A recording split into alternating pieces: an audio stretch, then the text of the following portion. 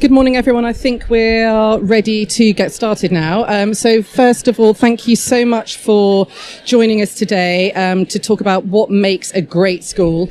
At the Good Schools Guide, I'm Melanie Sanderson, Managing Editor of the Good Schools Guide. We are always advising our consultancy clients to look for the most suitable school for their child's individual aspirations and needs. And really, this is the gold standard for parents. But of course, some schools are stronger in some areas than others. And today we're going to explore what the factors are that consistently shine through in really great schools, whatever age or ability they cater for. And I've got a fantastic panel with me this morning. I've got Keith Metcalfe, Headmaster and CEO of Malvern College, formerly of Harrow. I have Joanna Hubbard, Executive Head of Shrewsbury House School, formerly of the Rowans. Fleming, the founding master of the New Thomas's College, formerly of St Paul's Boys and Girls and the Abbey School in Reading, and Fionnuala Kennedy, head of Wimbledon High School, formerly of the Royal Hospital School in Maldingham. So as you can see, our panel today has experience of leading and working in some really, really super schools. So we'll be able to answer all of our questions, I think, today. So firstly, I'm going to take a look, without really knowing what everyone's areas of interest are in the audience, I want to take a look at prep schools. So moving to you initially, Joanna, with such excellent state provision available, and obviously the current economic climate as it is, if parents are trying to decide between a really good state primary school for their child and a prep, what are the really great things that make the prep worth the investment? I think it's a really valid question at the moment because there's a lot of challenge for parents, and making sure that you give the optimum chances to your children in those formative years is one of the greatest gifts you can give to your children. So the idea that you are able to cultivate that curiosity. How many of you've got young children here, maybe under 7? Okay, you get a lot of questions. Why? Cultivating that curiosity at such a key time in their development is crucial. Making sure that the program is available that will absolutely tap into their interests and expand far beyond what they know is possible. And a good prep school will be able to offer the breadth of curriculum, the breadth of specialist teaching that unfortunately you're not yet able to get in the state sector. Yeah, that's correct. And also we can talk a little bit, I think, about the extracurricular provision, things like particularly for very active children or, I hate to say it, but boys like a lot of time running around outside. I agree. The idea that you can tailor the provision specifically. We're a boys' school, so we are specialists in boys' education. We make sure they have a lot of movement breaks during the day. The lessons are 35 minutes long, so they're really short focus bursts, and the timetable throughout the week, it goes from a maths lesson to a sport lesson to a music lesson to a French lesson and so on, so that they're not sitting static. And we can do that because in prep schools, we have the facilities, we have the space, indoors and outdoors. And as I said, unfortunately, in many state schools, you don't have that physical space. Children are sitting in one classroom for the majority of their day. So there's real fundamental differences. And as you said, the co-curricular programs, we're able to offer over 50 clubs a week. And when your children are young, they don't yet fully know what's available to them. So when they try out all these different aspects, they're able to develop interests that they don't even know exist. Thank you. Those really interesting points. Did you want to add to that, Fionnuala? Thank you, Melanie. So I'm not sure how much you might know about my school, Wimbledon High School. We're actually a through school, so we do offer from 4 all the way through to 18. And just to speak up for girls love running around to an outdoor space. And one of the things we definitely see being able to offer an independent sector 4+ provision is a full fixtures list. Girls are playing football and cricket and also able to benefit from the resources of a senior school, such as our science labs, our STEAM tower, our AstroTurf. So the other thing I'd say, of course, about the through school provision is you do not have to deal with the utter nightmare that is 11+ in London, because every girl gets a through place into one of the most academic girls' schools in the country. So I would really encourage you to look not just at prep provision, but at that through school provision as well. That's a really interesting point. Do you want to say something about preps, Will? Yes, so obviously at Thomas's we have 4 prep schools, Battersea, Clapham, Fulham and Kensington, and we have a secondary option. And so we have, in a similar way, there's that opportunity to have that pathway, and we're just working on how we can actually really do the best of both, like prepare children for a range of outstanding destinations, but for those for whom the college is the right option, make sure they get an opportunity to kind of choose that and invest in that and be excited by it. I'd say the argument about prep versus primary is exactly the same actually as in secondary. I know many parents out there, you'll be thinking about outcomes, right? Well, where's it going to end up? Do I invest in this? Do they get to university X or Y? And the truth is, it's never actually the specific door they walk through, it's how they walk through it. And if they walk through with people, with a team around them who believe in them, who generate that confidence in them, whether they're going on at 11, 13 or 18, they're ready to face the world. And you know what, whatever they're going to do, if they've had that level of support up to now, they will fly. And I think that's what the prep approach does. It's not just prep for secondary outcomes, it's prep for that kind of attitude, that ability to thrive in life that I think is what we all want most for our children. That's a fantastic point, thank you. And you also raised academic outcomes.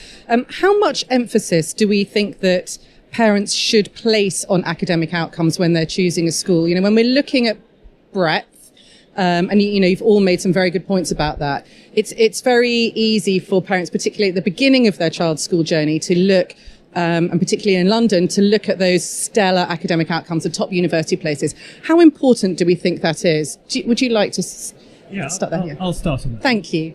Well, obviously, it is important for your child to do as well as they can. But I've walked around the stalls here. I mean, there's some fantastic schools here. None of these schools are going to have anything other than excellent teachers, curriculum programs, and all of them will get the very best outcomes for your child. In terms of those stellar results, absolutely, you want to make sure that the school is offering that. Some schools will be able to they'll be very, very selective, and their results will be phenomenal because they've got full of brilliant children. I think at the other end, you might have schools where they've only had a few of those at the top and more structure and more support elsewhere. You've got to find the right school for you and your child, because not all of our children are all A-star standard.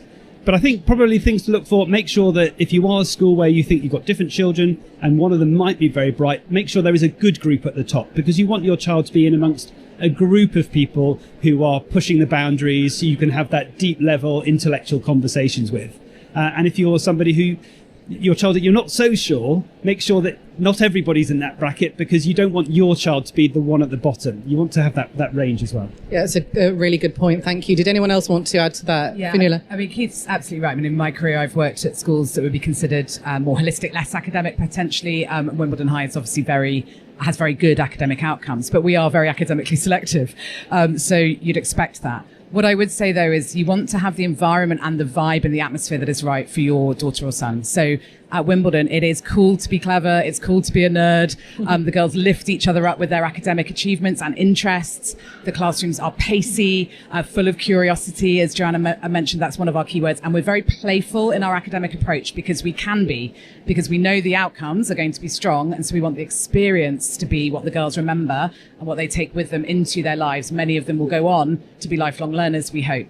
So if that is the kind of thing that your daughter would thrive on, that's why you should send her to Wimbledon, not because you think she's going to get 4 A stars and have a potential place at Oxbridge. Apart from anything else, what we are learning more and more is that those mono-degree Oxbridge places are not what our girls are seeking at the moment anyway. They are very interested in degrees that have third year in industry options. They're very interested in LSE and Imperial because they're canny and they're savvy and they see what the grad market is looking like.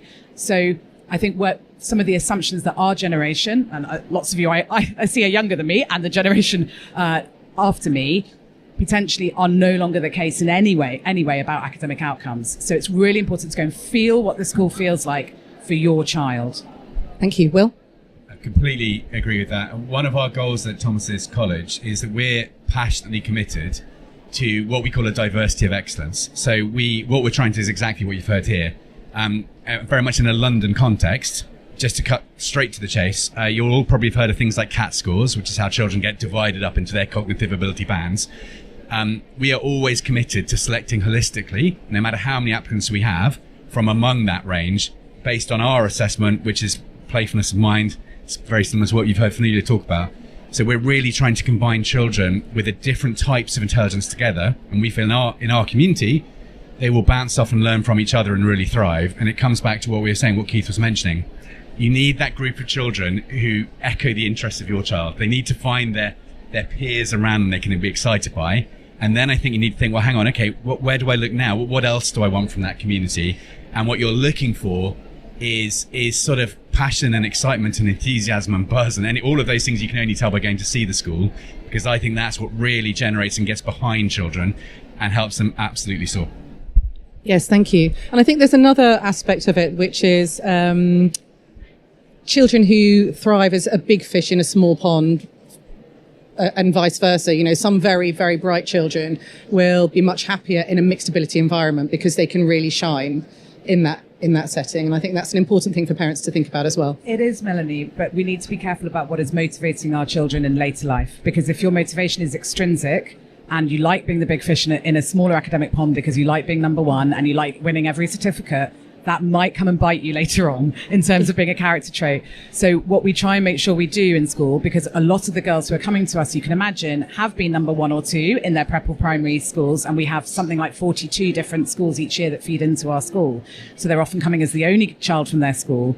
And it's a bit of a shock, a bit like when some of us went to university from our schools. We're like, oh my gosh, everyone's clever. But actually what's great is for them to learn not to feel threatened by other people being talented and bright, and actually to be energized by it and to embrace it and to be in this sort of sisterhood of diversity of excellence that I think is really important. So even if you think actually my child really loves being the best, and maybe that's why I should send her to a less academic school, again, go and visit the school and just see what they will say to you about that, because there are developmental reasons why that might not be the best thing for them. That's a fantastic point. Thank you. Just moving on to facilities. You know, when we think about great schools as a parent, often you can really zoom in on the fabulous pictures, if sport's your thing, or the theatre. And I think sometimes as parents, we can be seduced by what we loved or still do love as a person, rather than what's right for our child. How important are those really dazzling all singing, all dancing facilities when we're thinking about what makes up a great school? Joanna?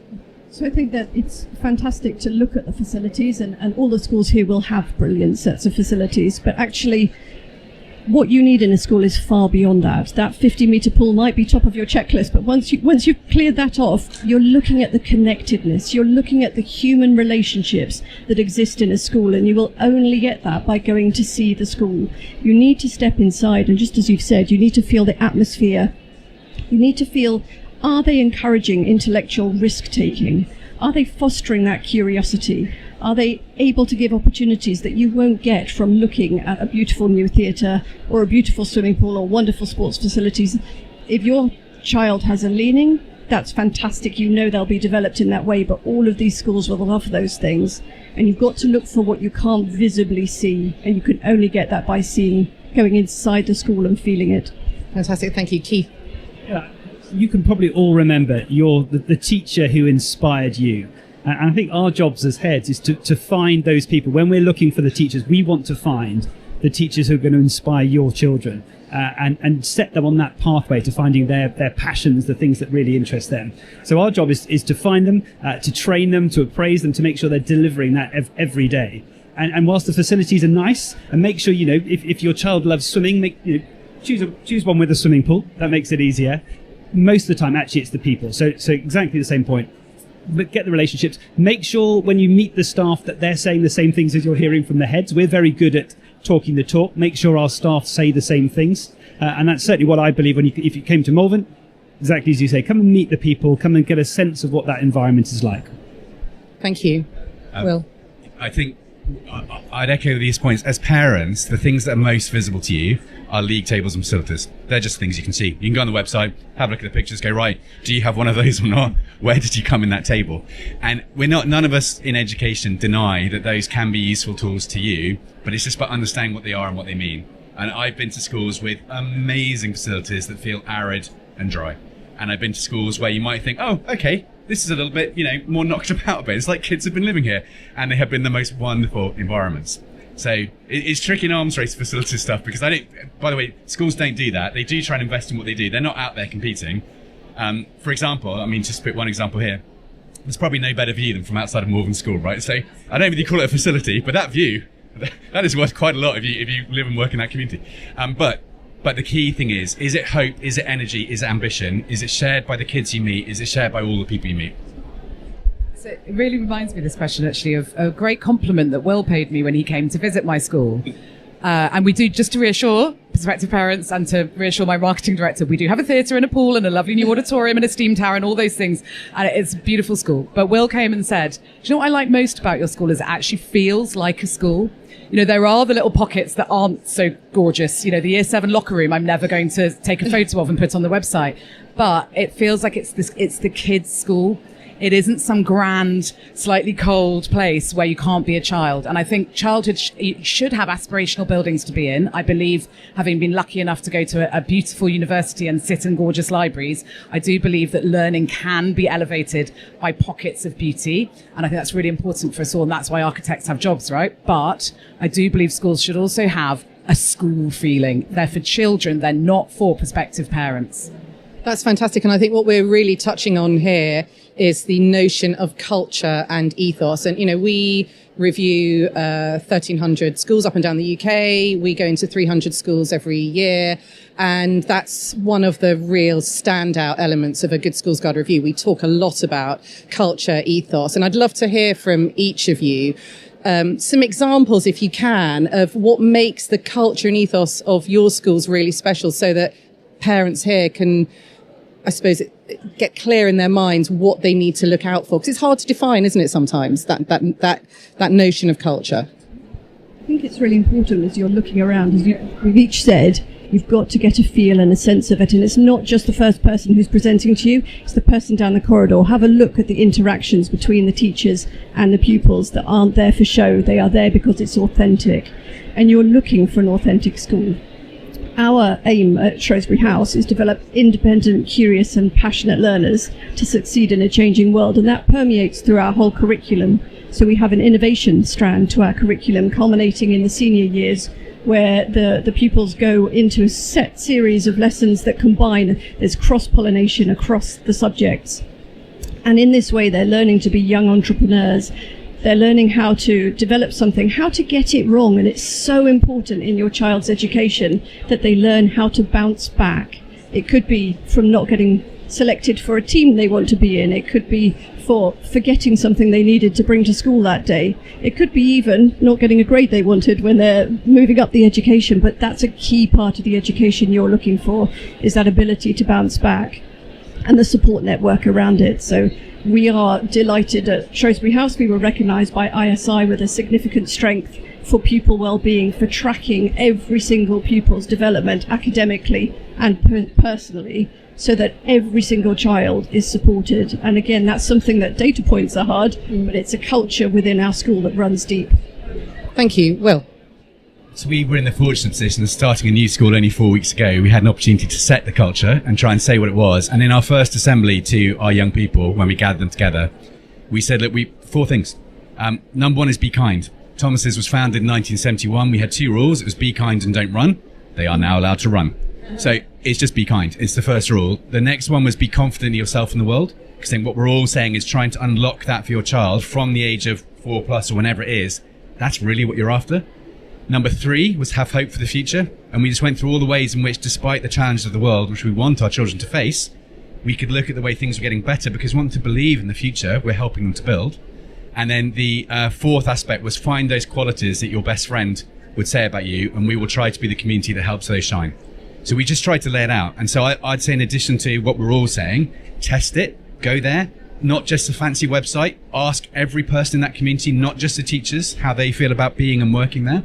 But the second thing is clarity of vision.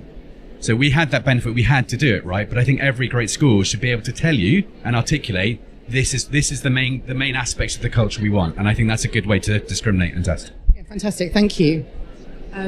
So Wimbledon High is part of the Girls' Day School Trust, which is a trust of 26 schools for girls across the UK, founded 150 years ago by blue stocking feminists who believed that girls should be taught academic subjects. So one of the key parts, foundation stones of the GDST, but particularly of Wimbledon, I would say, is that strong sense that it's girls first.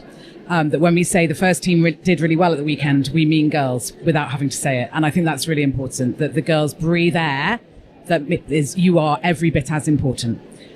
So we are staunchly feminist, but we have a mantra at Wimbledon, which is that we take ourselves seriously, but we hold ourselves lightly.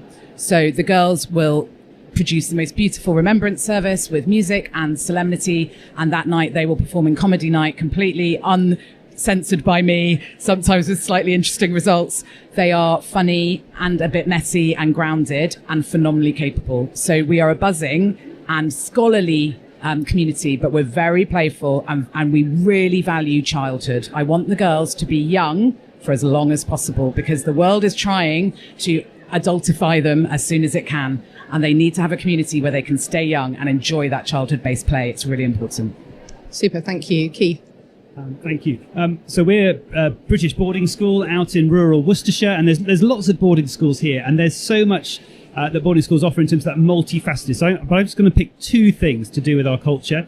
Firstly, we are trying to develop global citizens. So we are based in rural Worcestershire, but we are trying to produce pupils who are happy to go anywhere, do anything. We do the IB alongside A-level in the sixth form, which opens people's minds to that wider curriculum. And because we're boarding, we inevitably have boarders from all around the world. Particularly with the IB, lots of Western Europeans, so very cosmopolitan. And we want our pupils from the local area to be mixing and have that sense of, I can go anywhere, do anything. They've got the cultural intelligence from mixing with them day in, day out, learning about how to talk with, lead with, work with other people. So that's one thing. The second thing is we live in this amazing environment. You've mentioned our environment. We're in an area of outstanding natural beauty. We want our young people to go out. We're a safe place to take some risks. Yes, academically and intellectually, but also to go and do some crazy experiences. So we take them out onto the hills, we'll blindfold them, drop them off miles from where we are, and expect them to get back themselves. They have an adult to supervise them, and we do risk assessments and things like that as well. But it's about learning to take on some challenges and build that confidence that actually I can overcome these things. And Will talked about our schools. It's not just about academic results. Those are useful. They get you a step in the door. It's everything else that develops the people who are fulfilled, who are confident in themselves, happy to take on those opportunities. And I think we're able to do that because of the environment that we're in and the culture that we've created. There's some fantastic points made there. Thank you. I just wanted to move on next to the pastoral aspect of your settings. And, one of the things that when we go into a school, we like to look for is how they respond when things go wrong. And sometimes this could just be something really small for a child. Sometimes it can be something that's cataclysmic for the entire school, a major crisis. And, we're always looking at how schools respond to those. It's not what happens, it's how they handle it. Talk a little bit, each of you, about how you guide children through those inevitable bumps in the road, please. And as I said earlier, it's really important that they have those experiences, they learn how to overcome them. And I think it comes when they feel truly supported, truly valued and seen for who they are. If they're known by all staff in the community, then when those bumps come, and they can be small bumps, they can be bigger bumps, there's that support network already in place to scoop them up and to help them understand how to work their way through it. And that takes us through to the bigger aspects that can happen in any school. We're all working in rather large buildings with lots of these lovely facilities. Sometimes things go wrong, and being able to have good, strong communication with parents is vital. So we're always reviewing our communication portals and methods, but making sure that parents are working alongside us in partnership means that their children have the very best outcomes, because we are partners in this journey together. Thank you. So, really important, I think, echoing what you've just said, is the sense that we equip and empower young people to face these challenges, right? So one of the things we do at Thomas's is we actively teach cognitive psychology from year 7 upwards. So from the age of 11, we're literally teaching them about how their brains work, why they sometimes feel good at some things, not so good at others, what motivates them. And it's that sense of giving them air.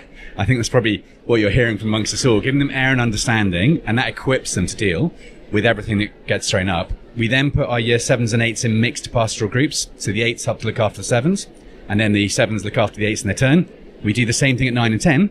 And then uniquely, we have a 3-year sixth form at our school. So children in years 11, 12 and 13 are in the same small pastoral group, different teaching groups, but the same small pastoral group. So they get to see 2 generations of young people go through that transition into the world, and it really, really helps them. So I think that's really powerful to a pastoral system. Picking up on your point that things go wrong, a great question for you as parents is to ask about that. So go to a school and say, what happened the last thing went wrong? Because our mettle is proved, if I'm honest, not when everything's hunky-dory and everything's swimming and your child's coming home all wreathed in smiles and you just think, oh, I'm so relieved.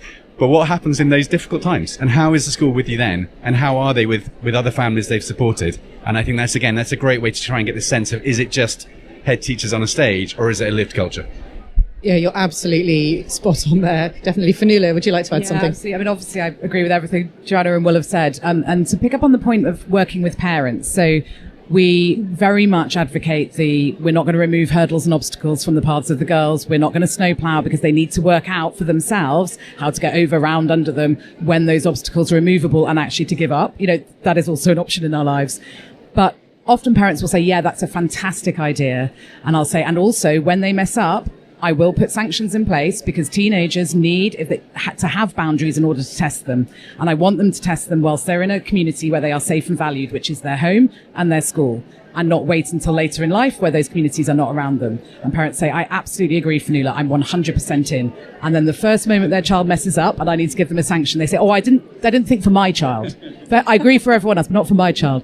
So it's really important that parents work with the schools to hold the net equally under their child, so their child can work out when they can work things out for themselves, when they need to ask for help. That they will have consequences if they choose to do crazy teenage things that have sanctions associated with them. It's such an important formative time for them, as Joanna said, and therefore the partnership needs to be really strong. So we really work hard at Wimbledon to have honest, open, really adult shared communication with our parents. It's the most important partnership that we have. But I also agree about the vertical connections. So our sixth formers do work throughout the school with all of the girls to make sure that when what they need to hear is stuff about friendship or stuff about social media, they're going to listen to a 17-year-old much more instinctively than they are to their 44-year-old head teacher. So the sixth form are fantastic at that. Thank you so much. Keith? As a boarding school, we're probably that plus a little bit more, because we're dealing with all of those issues in the evenings, on the weekends as well. And one of the things I say to parents at the start is use us. As staff, as houseums, whether it's heads of year or house parents, we've seen hundreds of teenagers through. For you, it might be your first, it might be your second, it might even be your third, but we've seen it all. And so please use us as consultants, people you can tap into, whether doesn't matter whether it's a day or a boarding school. And we will help you through it. We'll work with you. Just one little anecdote about when things go wrong. I mean, I don't want to go back there, but really I am going to. COVID struck. Boris Johnson closed down our schools on, I think it was the 4th of January. Loads of our boarders had already arrived and their flights were cancelled on the way home. We had to look after them for a term. So we had 40 people boarders in who couldn't go home. By the end of term, we doubled that number because so many pupils wanted to be in boarding because of the environment that it created with other people, that sense of community, being back at school. And you ask a teenager whether school is good, and they'll probably tell you no, it doesn't matter what it is. We had them desperate to come back in. And actually, I think all of our schools, when that forced time at home was, they were just loving being back at school. And I think we can remember that that's because of the environment that we create, where they can thrive, where they can flourish, knowing that they've also got their parents at home to help support that teamwork that we've got. Yeah, that's fantastic. So in terms of what parents can take away from that, we're talking really about culture, community, boundaries, partnerships. Those are the kinds of things that you really need to investigate when you're considering the right school for your young person. And the other thing I just wanted to touch on as well, in terms of SEND, of course, inclusivity now is a massive part of education, whether it's at the sort of more extreme end or incredibly capable children who go to mainstream schools. Can you each talk a little bit about what parents should be looking for, even if their child doesn't have a diagnosis? There's every chance that at some point down the line they might need help with anything from handwriting to sensory processing to executive skills, functions, that kind of thing. Can you talk a little bit about how you support all children and what kinds of questions parents should be asking around this, please? I think it's fantastic. There's a lot more openness to these discussions, even in the last 5 years, than there was 10, 20 years ago. And we're fortunate to have a huge range of pupils at our school. Some of them do have neurodivergence. And because we take children from 3 all the way to 13, we could be having those first conversations with parents about what we're noticing, what are you noticing at home? And again, that partnership, that sense of doing this hand in hand as your child develops, because they do change and evolve at different stages. So we have a fantastic learning enrichment department who can support these pupils with specific strategies. And I think that's something else you should be looking for. is don't assume that a school will explicitly teach the executive functioning skills that every pupil needs to succeed. Look for schools that have that program, and then your child will be guaranteed to thrive as they go all the way through school and beyond university into the world of work. Yes, super. Thank you. Will, did you want to speak on this? Yes, I mean, every great school, and that's what we're speaking about, right? How do you recognise a great school? Every great school will treat every individual young person and stretch and challenge and support them, whether they have a particular SEND or neurodiversity or whatever they are, whoever they are as a young person.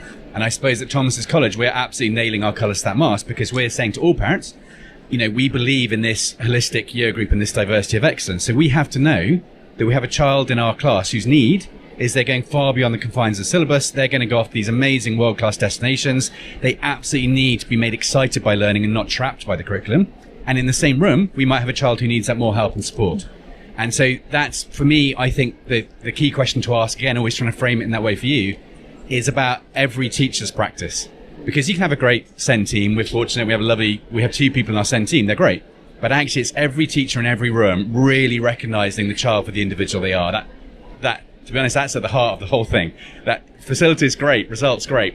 That's actually what you want. And that's what schools should be able to talk convincingly to you about. That's great. Thank you. Just to Keith, quickly, if you don't mind, and then we're going to move to questions. So I'm going to talk as a parent. So my oldest son is autistic. He was diagnosed age 9. He was in a state school where he spent the day in the corridor just reading. And the school said, no, he's fine. He's fine. There's no problems. And recognizing then what he was allowed him to be who he was. He has struggled. He's gone through GCSEs and he struggled with those. But as an independent school, as we all are, we've been able to make reasonable adjustments in the way that possibly other schools can't. He's now in the A-levels. He's absolutely thriving. He was giving a TED talk last night. He's flourishing because the school, and it's not me actually as the head, it's the team, are able to go, okay, this child, we can see the ability in him, and we're going to recognize exactly what we're saying here. We can see what we can do to help that person flourish. And I think that is where the independent sector should just be so proud of itself. I just think, from a parent's point of view, I just can't thank the independent sector enough for what it did for my son. That's fantastic. Thank you. Really quickly, if you don't mind, Fionnuala. Thank you. I just didn't want to give the impression that we don't have a neurodiversity department at Wimbledon or any of those things. But the other thing I'd say, and this is important, is very often at our open days, parents will say, the problem is my daughter is dyslexic or she has just been diagnosed with autism, and we know that Wimbledon is very academically selective. Those things are not mutually exclusive. In fact, we have quite high numbers of children with ADHD and particularly ASD diagnoses because we are academically selective.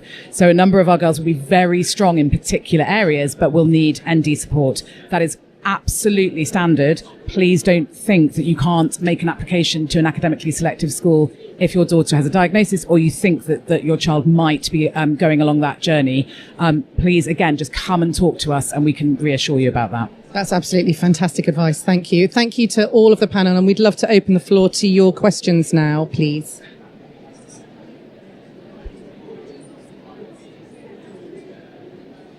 Gosh, you've obviously done an amazing job. Time for some ABBA in this silent disco. If anybody would like to speak to members of the panel one-to-one, they've all got stands here today. So if you could go and find them on their relative stands rather than mobbing them at the stage afterwards, that would be absolutely fantastic. But thank you so much for coming along today. Thank you. Thanks, everyone. Thanks, Melanie. Thank you all. Thanks, Melanie.